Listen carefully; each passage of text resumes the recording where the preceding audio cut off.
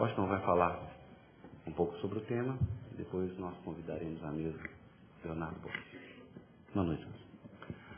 Boa noite, Afonso. Muito obrigado a você e aos patrocinadores do evento pelo convite para estar aqui esta noite.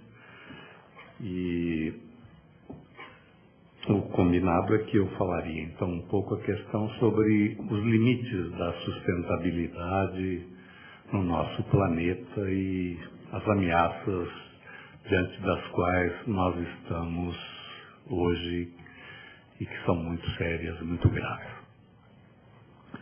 Antes de entrar direto no ponto, eu queria dizer duas coisas. A primeira, sim, com muita frequência as pessoas dizem que eu sou ou ambientalista ou jornalista especializado em meio ambiente. Eu não sou nenhuma das duas coisas.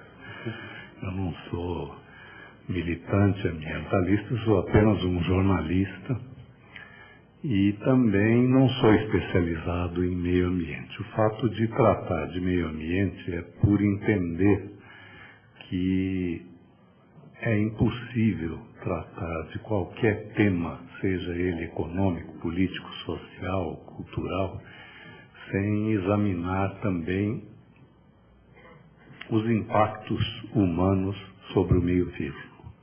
Tudo que o ser humano faz tem impacto sobre o seu meio físico, sobre o solo, sobre a água, sobre o ar, sobre os outros seres vivos. E isso tem e pode ter consequências muito sérias. Então é preciso examinar. Como é que se vai tratar de economia sem saber o que é que está acontecendo em função das atividades econômicas? Como é que se vai tratar das questões sociais sem examinar o que é que o ser humano está fazendo e que consequências isso tem, né? Então, por isso é que eu tento tratar essas coisas todas juntas. Então, não sou um jornalista especializado em meio ambiente. Eu não disse isso. Eu sei, eu ouvi.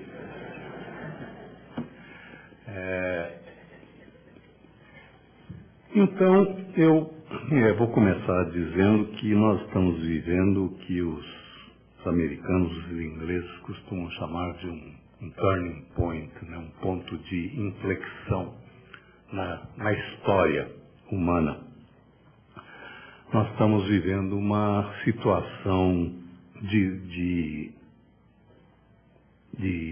muito impacto em nível planetário e já estamos com alguns limites sendo ultrapassados ou na iminência de serem ultrapassados quando não poderiam e não deveriam ser ultrapassados.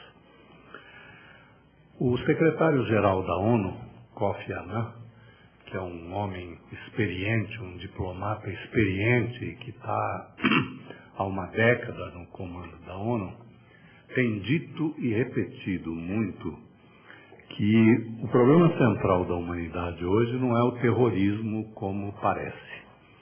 O problema central está nas mudanças climáticas e nos padrões insustentáveis de produção e de consumo que já estão além da capacidade de reposição do nosso planeta. Nós estamos consumindo recursos e serviços naturais além da capacidade de reposição do nosso planeta. E isso é muito grave, porque nos coloca, digamos assim, numa situação parecida com a de uma família que gasta mais do que o seu orçamento.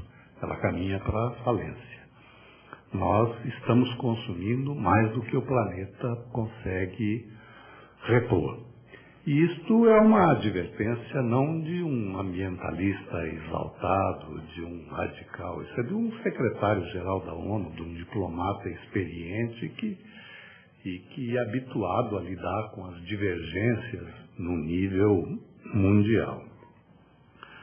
Agora, o mais complicado é que esses padrões civilizatórios insustentáveis que nós estamos praticando, que nós estamos vivendo, e precisam ser mudados, eles precisam ser mudados num nível planetário também. Não basta mudar aqui ou ali, embora seja interessante, mas é preciso mudar em nível planetário. Mas nós não temos nem regras, nem instituições capazes de fazer isso num âmbito planetário.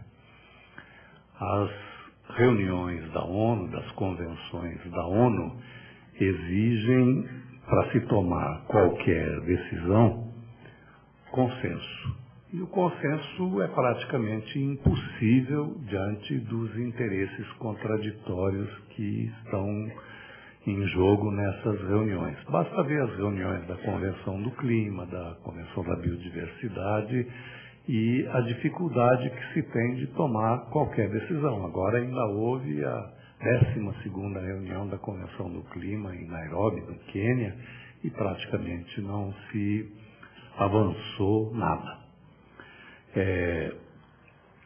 Enquanto isso, o problema se agrava muito. E nós precisaríamos encontrar caminhos capazes de informar a sociedade no Brasil e em todos os lugares, para que ela seja capaz de se mobilizar, de discutir, de criar plataformas políticas em torno dessas questões e de levá-las para o sistema eleitoral. Exigir dos candidatos que tenham compromisso com essas questões. Não é uma discussão ideológica no sentido tradicional. Nem o capitalismo, nem o socialismo foram capazes de criar padrões de produção e consumo sustentáveis e nem matrizes energéticas compatíveis com as necessidades e com as possibilidades do nosso planeta. Os resultados são a cada dia mais inquietantes e com eles nós vivemos um novo tempo. Não se trata mais de cuidar apenas do meio ambiente, de proteger o meio ambiente. Trata-se de não ultrapassar limites que colocam em risco a própria vida, a própria espécie humana. E de encontrar formatos que permitam reduzir essas atividades incompatíveis com a sobrevivência. As informações sobre mudanças climáticas que chegam a cada dia são mais graves. Há uns 3 anos, o painel intergovernamental de mudanças climáticas, que é o órgão científico da Convenção do Clima e que reúne mais de 2.000 cientistas do mundo inteiro, fez um diagnóstico dizendo que se as emissões de poluentes da atmosfera que intensificam o efeito estufa continuassem no ritmo em que vinham, que ao longo deste século a temperatura do planeta subiria entre 1,4 e 5,8 graus Celsius. Com isso, haveria uma intensificação muito forte de secas, de inundações, de furacões, de dificuldades progressivas no abastecimento de água. E o nível dos oceanos se elevaria entre 8 e 88 centímetros, o que significaria a inundação das áreas costeiras, onde vivem mais de 40% da população mundial, e o desaparecimento de mais de 30 países-ilhas. Há um novo prognóstico do painel previsto para 2007 e as poucas informações vazadas até agora é que o diagnóstico será ainda bastante mais grave do que esse. Outro centro de estudo dessas questões, que é o Tyndall Center da Grã-Bretanha, diz que nos lembra que 2005 foi o ano mais quente do século XX, que por sua vez foi o século mais quente da história desde que se registram temperaturas. Que se persistir o ritmo de emissões que vem acontecendo, a temperatura do planeta pode subir até 16 graus, o que é uma coisa impensável. Quando se fala entre 1,4 e 5,8 graus, tem pessoas que dizem, mas será que isso é tanto? Porque tem diferença entre inverno e verão e tal. Aí convém lembrar o que é que acontece no organismo humano quando a temperatura sobe 1 grau. Começa um processo de febre que pode levar a consequências muito graves. As emissões de gases que intensificam o efeito estufa já aumentaram a temperatura da Terra em 0,6 graus, que somado ao aquecimento natural dá 0,8. Isso já tem provocado um aumento extraordinário dos chamados desastres naturais. O Brasil já ocupa o 11º lugar nesses desastres. E 2005, o balanço desses desastres acusa 159 milhões de vítimas, entre furacões, inundações e secas, prejuízos econômicos brutais e mais de 100 mil mortes em consequência desses acidentes.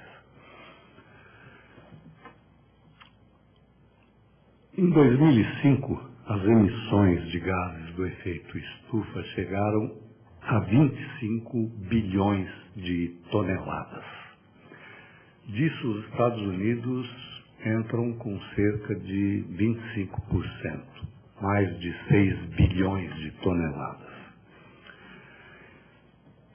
Em 1992, no Rio de Janeiro, se chegou a um grande avanço, que foi a assinatura da Convenção de Mudanças Climáticas, que previa que os países industrializados, que contribuem há muito mais tempo com essas emissões e para o aumento da temperatura da Terra, reduziriam essas emissões em 5,2%, calculadas sobre as emissões de 1990.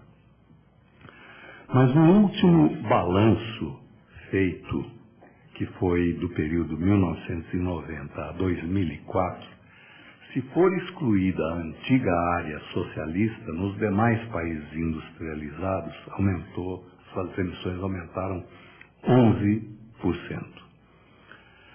No período 1990 a 2004.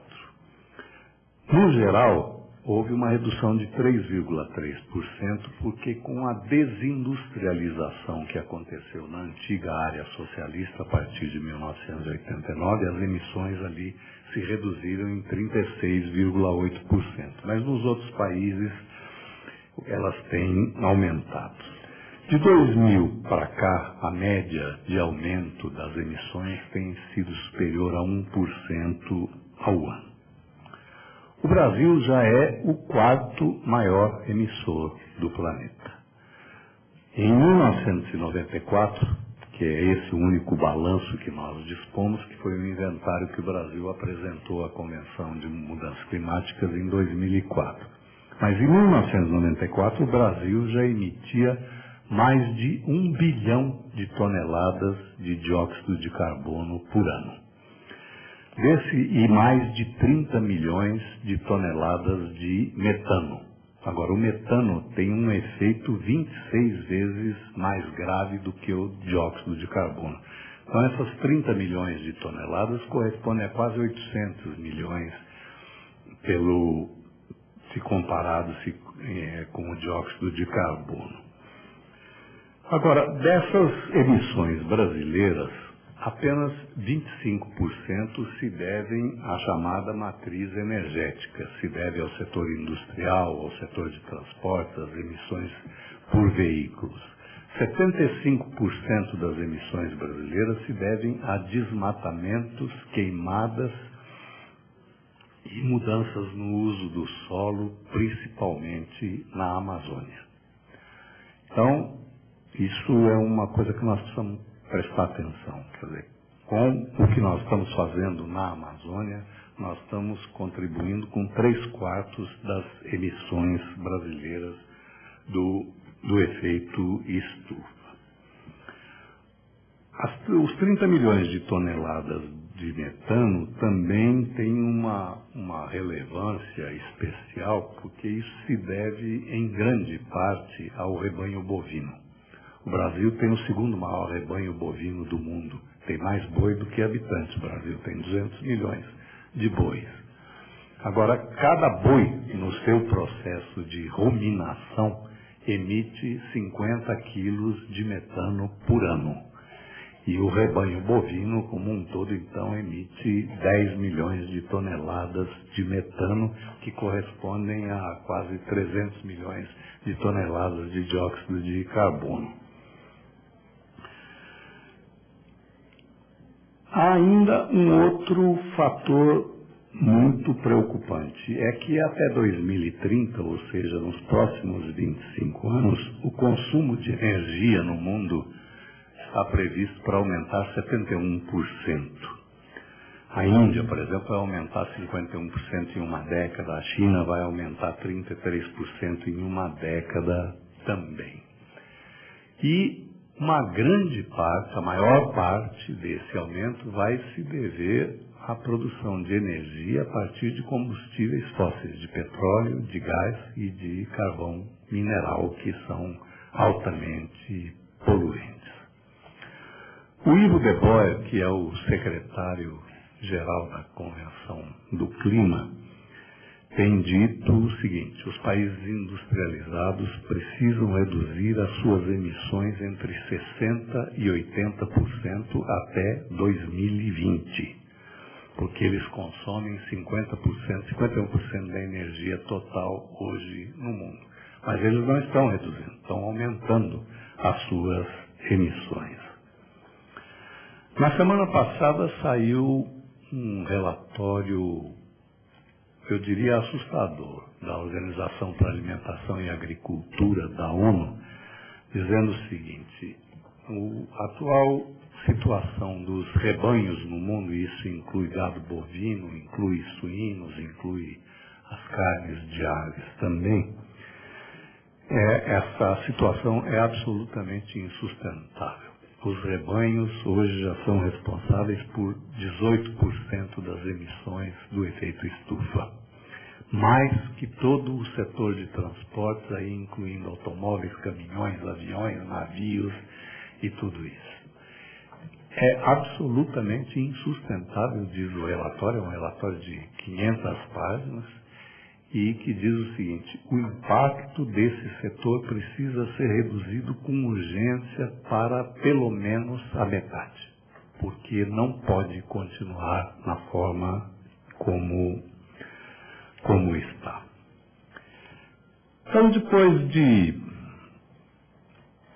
colocadas essas informações, vamos ver algumas visões da questão. O Al Gore, o ex-vice-presidente dos Estados Unidos, que esteve aqui no Brasil recentemente, apresentando o seu documentário sobre mudanças climáticas, que se chama Uma Verdade Inconveniente, diz o seguinte: nós vivemos uma emergência planetária.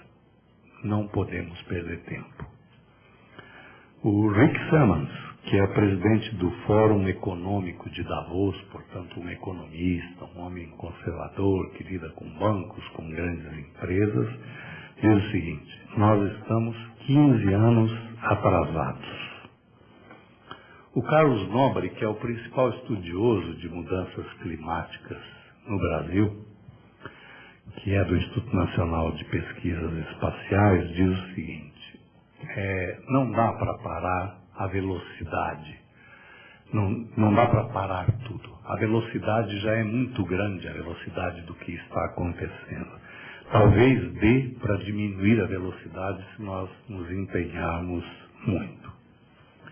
Também, agora, durante a reunião da Convenção do Clima em Nairobi, foi muito discutido um relatório que saiu poucos dias antes e que muda a natureza da discussão. É um relatório que foi coordenado pelo ex-economista-chefe do Banco Mundial, Sir Nicholas Stern.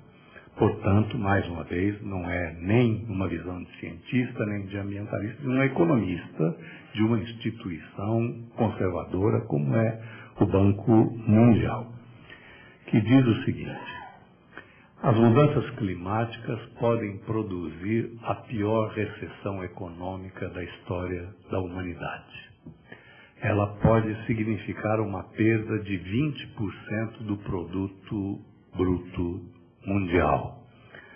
Nós temos muito pouco tempo para enfrentar essa questão e precisamos aplicar nisso 1% do produto mundial a cada ano. 1% do produto mundial a cada ano significariam perto de 600 bilhões de dólares para enfrentar essas questões a cada ano. Na semana passada, James Hansen, que é um físico muito conceituado, que dirige o Instituto Goddard para Estudos Espaciais, que é da NASA, nos Estados Unidos, disse o seguinte: nós temos 10 anos para enfrentar essa questão, não mais. Em relação aos padrões de produção e consumo, a situação também é muito séria. O relatório Planeta Vivo, que o WWF faz a cada 3 ou 4 anos e que tenta avaliar o que ele chama de a pegada ecológica da espécie humana, mostrou isso. O consumo no mundo hoje já está 25% além da capacidade de reposição do planeta. Essa pegada ecológica triplicou desde 1961, ou seja, em menos de 50 anos ela triplicou. Em meio século para frente, a exigência humana sobre a natureza, mantidos os padrões atuais, será 2 vezes superior à capacidade de produção da biosfera.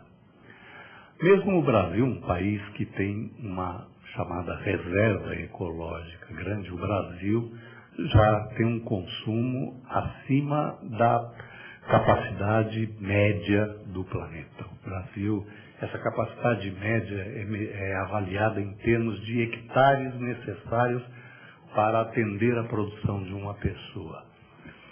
A disponibilidade no planeta é de 1,8 hectare por pessoa. O Brasil já está com um consumo de 2,1 hectares. Para complicar ainda mais essa questão dos padrões de consumo, é preciso relembrar os relatórios do Programa das Nações Unidas para o Desenvolvimento, o PNUD, que diz o seguinte: hoje 80% da produção e do consumo no mundo estão concentrados nos países industrializados que têm menos de 20% da população. 80% da produção e consumo, 20%, menos de 20% da população. Dizem esses relatórios do PNUD que se todas as pessoas no mundo consumissem como norte-americanos, europeus ou japoneses, nós precisaríamos de mais 2 ou 3 planetas como a Terra para atender, que evidentemente não estão disponíveis. A concentração de renda no mundo, segundo esses relatórios do PNUD, é uma brutalidade. As 3 pessoas mais ricas do mundo, juntas, elas têm tanto quanto o produto bruto anual dos 48 países mais pobres, onde vivem 600 milhões de pessoas. 3 pessoas têm tanto quanto isso aí. 250 e poucas pessoas que têm cada uma delas ativos superiores a $1 bilhão, juntas, essas 250 e poucas pessoas têm o equivalente à renda de 45%, renda anual de 45% da humanidade. 2 bilhões e 700 milhões de pessoas, que são exatamente as pessoas que vivem abaixo da linha da pobreza no mundo, 45% da população. Agora, esse quadro da concentração, da produção, do consumo e da renda, ele, de certa forma, se repete em cada país, inclusive no Brasil. No Brasil, eu não preciso repetir aqui as estatísticas sobre a concentração da renda, que são brutais. Nós temos pelo menos 30% da população brasileira abaixo da linha da pobreza. Agora, no mundo, isto também acontece no momento em que nós temos mais de 800 milhões de pessoas que passam fome e nós temos 2 bilhões e meio, quase 2.600, abaixo da linha de pobreza. O curioso é que nós temos 800 bilhões com fome e temos 1 bilhão e 100 milhões de obesos, né, que consomem excessivamente. Talvez alguém possa dizer, se perguntar, como vê tanto nos jornais e em tantas discussões, mas será que a solução para isso tudo não é o crescimento econômico, não é o país ter prosperidade, o país distribuir mais renda para as suas pessoas e com esse crescimento? O Edward Wilson, que é considerado o Papa da biodiversidade, a pessoa que mais sabe de biodiversidade no mundo, faz uma conta interessante. Ele diz o seguinte: vamos admitir que crescimento econômico seja a solução para os problemas do mundo. E vamos admitir que o mundo cresça 3% ao ano, que é um crescimento modesto, né? Quando fala em crescer 3% no Brasil, todo mundo fica indignado. Então, mas vamos admitir que cresça 3%. O produto bruto mundial hoje está aí por volta de 50 trilhões de dólares anuais. Se ele crescer 3% ao ano, nós chegaremos a 2050 com um produto mundial da ordem de 150 e poucos trilhões de dólares. E aí diz o Edward Wilson, não chegaremos. Não há recursos naturais e serviços naturais capazes de sustentar um crescimento como esse. Por esse caminho, nós não só não conseguiremos atingir o objetivo, como vamos exaurir o nosso planeta. Então, nós temos que pensar imediatamente em um novo padrão civilizatório, por mais difícil que seja dizer e admitir isso.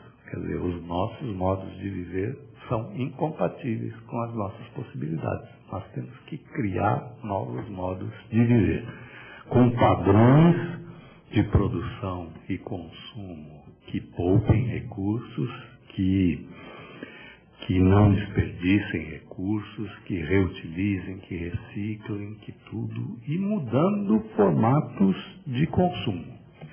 Esse relatório da FAO sobre os rebanhos, que eu estava lendo, lembra o seguinte: se todo mundo deixasse de comer carne no mundo, seria possível alimentar uma população 6 vezes maior na Terra.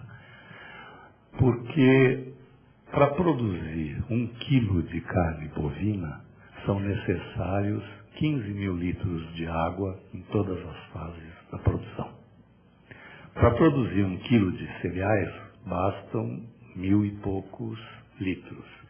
Então, se trocar carne por vegetais, eu não estou dizendo que todo mundo vai ficar vegetariano, deva ser vegetariano, eu não sou vegetariano, mas é um argumento que está aí colocado. A área dedicada a isso. E os serviços naturais dedicados a isso poderiam promover uma transformação enorme no quadro mundial. Eu acho que muito poucos de nós têm ideia real de qual é o seu consumo. Eu, às vezes, conversando em lugares como esse ou outros, às vezes pergunto para as pessoas: quantos litros de água você acha que consome por dia? Né? Aí tem gente que diz: bom, eu consumo eu tomo 3 copos d'água, 4 copos, 8 copos e tal. O outro diz: não. Os que dizem mais dizem: bom, na minha casa eu devo estar consumindo uns 150 litros por dia, considerando a pia da cozinha, o chuveiro elétrico, a descarga sanitária e os outros usos e tal. Realmente, a média do consumo doméstico é entre 150 e 200 litros por pessoa. Mas isso omite, por exemplo, o seguinte: se eu comer 200 gramas de carne bovina por dia, eu vou estar consumindo 3.000 litros de água. Né? Mais os cereais que eu vou estar consumindo, o arroz, o feijão, a abobrinha, a batata, todas essas coisas, eu vou chegar aí perto dos 3.500 litros. Mais o que eu vou estar consumindo na minha casa e mais o que eu vou estar consumindo na rua. Quer dizer, eu vou estar consumindo em tudo. Tudo que eu fizer, eu vou estar consumindo. Vai ter consumo de água na construção, no transporte, em tudo vai ter. Quer dizer, não é exagero dizer que, em média, cada pessoa consome 4.000 litros de água por dia. Isso não é brincadeira. Então, esses padrões terão que ser repensados. Quer dizer, em algum momento eles terão que ser repensados. Nós temos também que mudar as nossas matrizes energéticas. Nós não podemos continuar com matrizes energéticas poluidoras da atmosfera, contribuindo para o efeito estufa e para essas ameaças.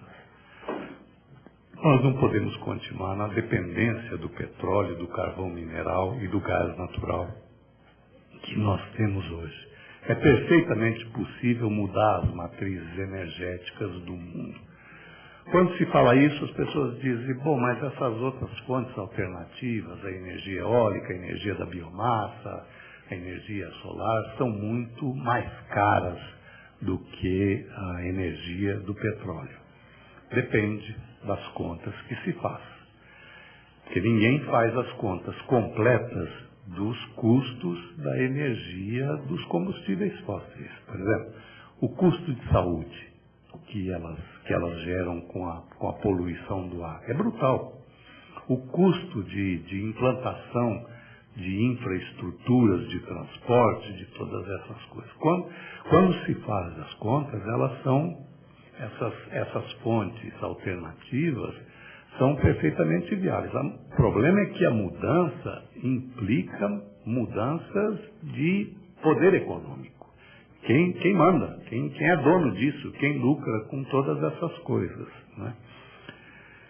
E nós precisamos também, no mundo, chegarmos a caminhos adequados de redistribuição da renda. A renda no mundo não pode continuar concentrada na forma que ela está e que eu já mencionei os números. Isso impede qualquer discussão mais equilibrada sobre os caminhos. Então, para que se possa avançar no enfrentamento desse quadro tão grave, nós precisamos levar os fatores chamados de ambientais, e eu tenho muita implicância com isso de chamar de ambientais, porque eu acho que chamar de ambiental é uma forma de dizer: fica aí nesse canto aí do meio ambiente, ó, vai cuidar de florzinha, de árvorezinha, de índio, dessas coisas, e não mexe aqui nas coisas sérias, não. O que não é ambiental?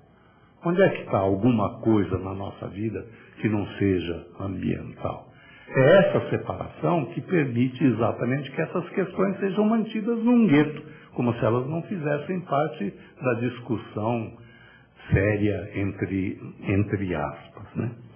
Mas então é preciso levar esses fatores todos, esses custos todos, essas questões todas, para o centro das políticas públicas e dos empreendimentos privados.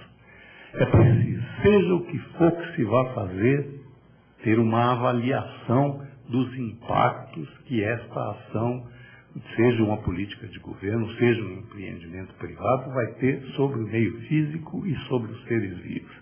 E aí decidir, convém fazer isso ou não convém? Ou isso é um custo insuportável? Se achar que tem que fazer, que deve fazer, quais são os custos implícitos? E quem vai pagar por eles? E não fazer como se faz hoje, em que o custo é transferido para a sociedade. Quer dizer, o benefício é do empreendedor e o custo é da sociedade. A sociedade como um todo é que vai pagar esse custo. Se isso tudo que foi colocado aqui tem algum sentido, então cabe dizer que o Brasil precisa pensar em uma nova estratégia que ele não tem. Se os recursos e serviços naturais são hoje o fator escasso no mundo, e esses dados dizem que eles são o fator escasso, 25% além da capacidade da reposição da biosfera, eles é que são os fatores importantes. O Brasil, que é um país que tem a maior biodiversidade do planeta, que tem 12% das águas superficiais do planeta, que tem um território continental, que tem sol o ano inteiro, que tem a possibilidade de uma matriz energética limpa, baseada na eletricidade que ele já tem, embora isso ainda vá ser um pouco discutido, mas também nas biomassas, na energia solar, na energia de marés. O Brasil deveria ter uma estratégia que colocasse isso no centro e iniciasse um processo de valorização dessas coisas. Porque o que nós vivemos hoje é um processo que o Brasil repete há 500 anos. O Brasil exporta para os países, chamados países centrais, os países industrializados, importa commodities, produtos, recursos naturais ou de pouco valor agregado, e não tem nenhuma influência, nenhum controle sobre os sistemas de formação de preços desses produtos. Eles são todos determinados fora do Brasil, geralmente por um oligopólio de empresas que comercializam essas coisas, como é o caso da soja, como é o caso do açúcar, como é o caso de vários desses produtos. No que nós importamos, nós também não temos nenhuma influência na formação de preços. E os países industrializados que nos vendem essas coisas, eles agregam aos seus produtos todos os fatores que lhes interessam. O alto custo da sua mão de obra, as tecnologias, os royalties, etc. e tal. Esse relatório da FAO, que eu já mencionei 2 ou 3 vezes hoje, diz o seguinte: em termos reais, essas commodities que o Brasil exporta, de 1961 para cá, elas perderam 50% do valor real.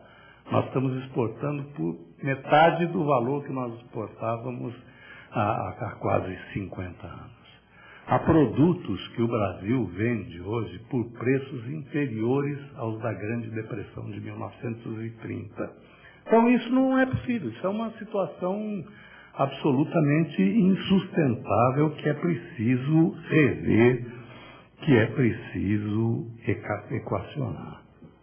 Agora, já terminou meu tempo? Pode concluir. Como é que nós vamos avançar isso? Como é que nós vamos informar a sociedade de todas essas coisas para que ela seja capaz de discutir, de se organizar em torno dessas coisas, de formular plataformas políticas, de levar isso para o sistema eleitoral? Nós temos que pensar numa comunicação diferente da que nós temos hoje. O nosso modelo de comunicação se faz segundo o que tem sido chamado de modelo hollywoodiano da comunicação. É a comunicação como espetáculo.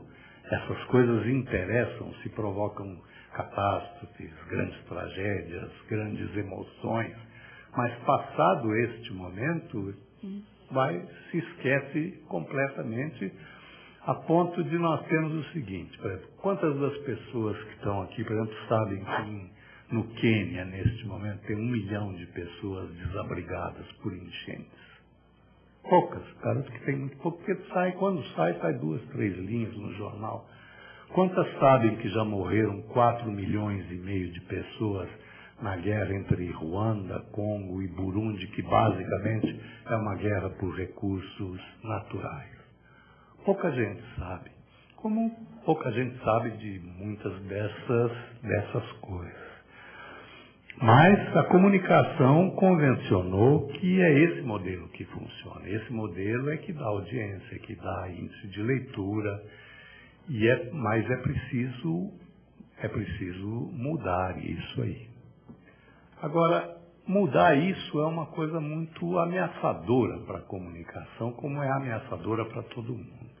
É ameaçador, para começar, para governos, porque se eles levarem essas questões a sério, eles têm que mudar completamente os seus modos e os seus caminhos de fazer política e administração, e isso significará numerosos e graves conflitos com os atuais beneficiários de um sistema de poder.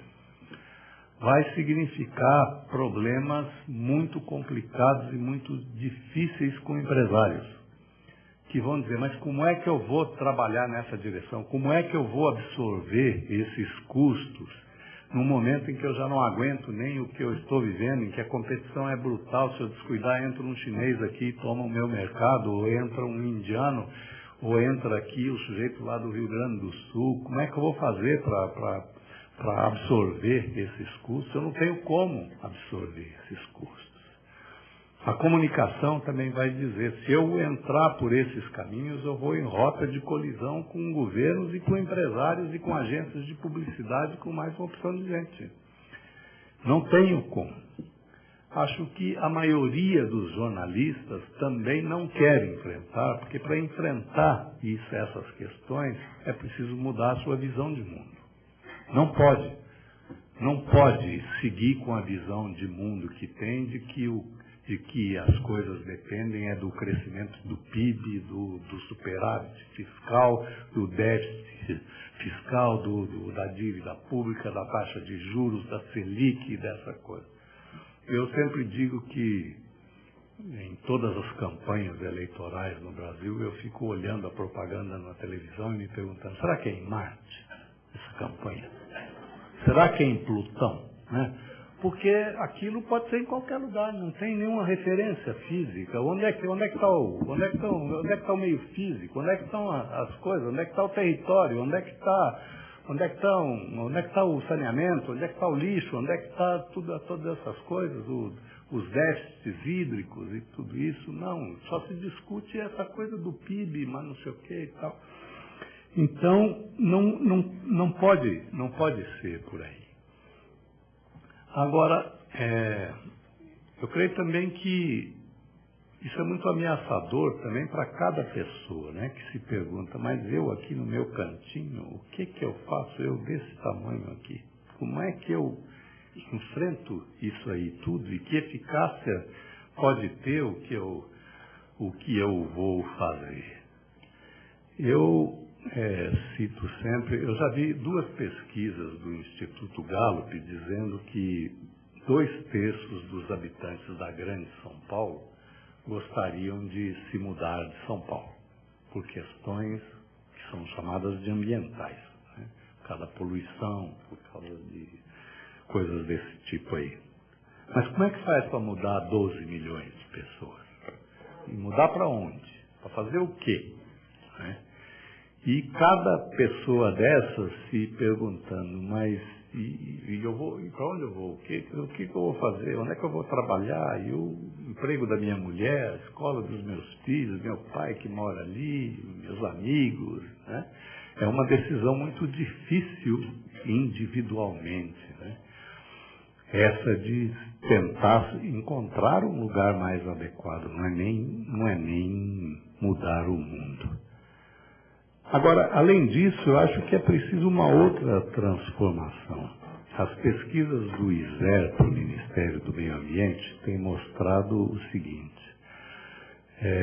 Primeiro que meio ambiente não é uma coisa prioritária, ele ocupa o 11º lugar entre as preocupações das pessoas no Brasil. Embora quando se chegue mais perto e diz, na sua cidade, quais são os problemas, tem tudo que é chamado de ambiental, né? O lixo, a poluição do ar e toda essa coisa. Mas, além de não ser uma preocupação urgente, 2/3 das pessoas se consideram fora da natureza. Elas acham que elas são cultura e não natureza. E quem acha que é cultura não percebe que o que acontecer na natureza acontecerá no seu corpo. Quer dizer, o nosso corpo é feito de água, 70%, minérios, nós nos alimentamos de outros seres vivos, respiramos o ar. Então, o que quer que acontecer no meio físico vai acontecer no nosso corpo. Se não houvesse nenhuma outra razão para nós tentarmos mudar, essa seria uma razão suficiente. É que nós também vamos ser vítimas desse quadro todo.